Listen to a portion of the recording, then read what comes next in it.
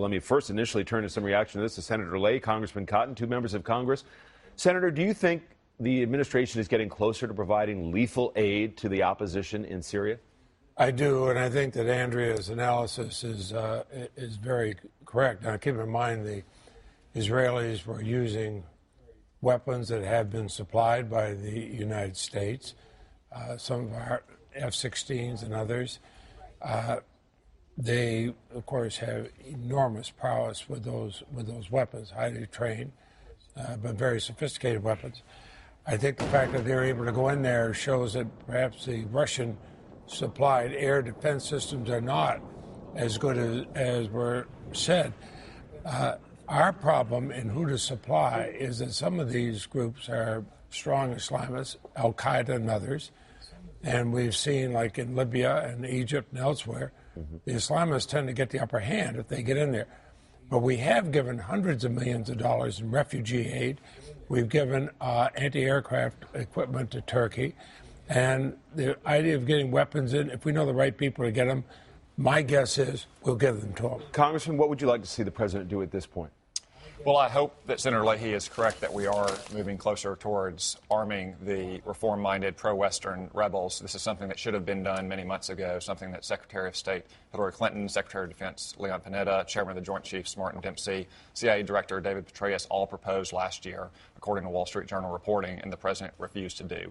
Right now you have the al-Nusra Front, which is affiliated with al-Qaeda, which is on the ground, providing the best fighters, providing the most weapons, providing the most humanitarian assistance, radicalizing some elements of the opposition. So we have to arm the opposition. I think we also need to move towards imposing a no-fly zone. So Bashar al-Assad cannot continue to use helicopter gunships against civilians. And so the refugees he's creating aren't destabilizing our allies like Jordan. Jane Harman, quickly before I move on to another topic.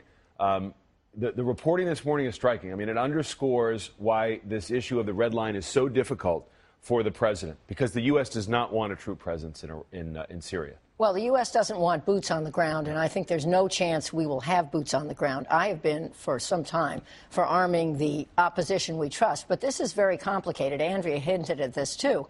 Hezbollah is Shia. And this crescent that supports action is Sunni. So let's understand, this isn't just the Bashar group, his sect, against the rest of the world. This is now a real full-blown civil war. And the missiles that were intercepted are not dumb scuds. They're smarter Fateh 3 missiles that have range from southern Lebanon to hit Tel Aviv. So this is a big escalated problem. I wish we had acted sooner. And I would just say, like, boots on the ground right now is not the question. The question is imposing a no-fly zone, using aircraft and using naval gunfire. As Senator Leahy said, the Israeli strikes over the last 48 hours have indicated that those Russian air defense systems are not as robust as they're sometimes reported to be.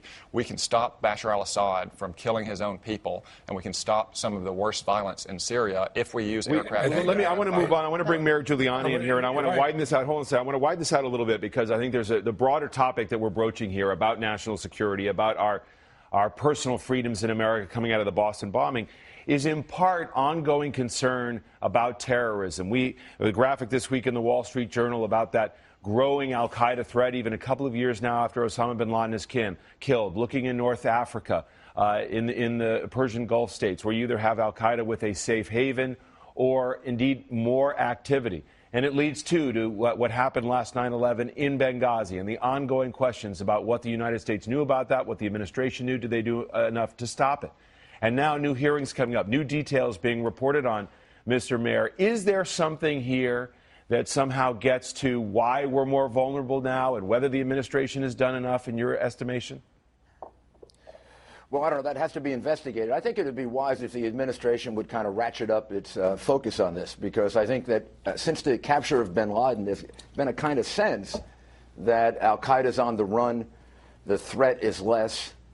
The threat isn't less. The threat is actually more diverse now and maybe even more complex. And you can detect through the Benghazi defense, which of course did come about during the election, and even during some of this Boston bombing thing, there's sort of a tendency to underplay what is in fact, I think, a growing and pretty dangerous and to some extent a different kind of threat than what we were facing 3 or 4 years ago. So whether they didn't catch it fast enough, whether this is a product of leading from behind, like I think happened in Syria, where a lot of action could have been taken a year ago that may have precluded this, but the president kind of prefers to watch these things play out before he makes a decision.